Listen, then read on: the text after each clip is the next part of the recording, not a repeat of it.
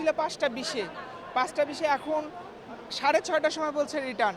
এখন ট্রেনের ticket return নিতে নিতে আর কোনো জায়গারই মানে না পাবো বাসের টিকিট, না পাবো ট্রেনের টিকিট। আর এটা তো চূড়ান্ত ভোগান্তি, শিকার তো চূড়ান্ত পর্যায়ে। আমার ট্রেন ছিল ৫টা ২০-এ, এখন বাজে ৬টা ৩৫। মানে আমরা এখন আবার লাইনে দাঁড়াইছি টিকিটটা রিফান্ড করার জন্য। এখনও পর্যন্ত মানে কর্তৃপক্ষ থেকে কোনো আশ্বাস দেয়নি যে ট্রেনটা কখন ছেড়ে যাবে, কি আসলেও ছাড়বে কি না।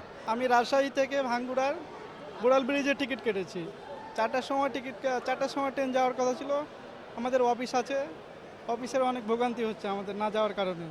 ঢাকা এয়ারপোর্ট যাওয়ার উদ্দেশ্য রওনা করছি। এখন এই মুহূর্তে 4টা বাজে গাড়ি ছিল, আমি 4টা বাজে গাড়ি পাইনি, গাড়ি যায় না, এখন ছাড়ছে না, এখন টিকিট ফেরত নিতে দিচ্ছি, টিকিট টাকা ফেরত দিচ্ছে না তো আমাদেরকে। এখন আমরা কোথায় যাব? যাত্রীদের দুর্ভোগ তো রেলওয়ে কর্তৃপক্ষ করেনি।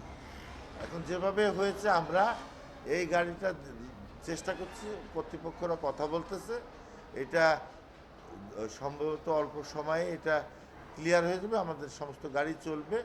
আর যারা যাত্রীরা যেতে পারতেছে না, আমরা তাদেরকে টিকিট রিফান্ড করে দিয়েছি। ইচ্ছে করলে তারা টিকিট টাকা ফেরত দিয়ে টাকা যাত্রা বাতিল করতে পারে তারা।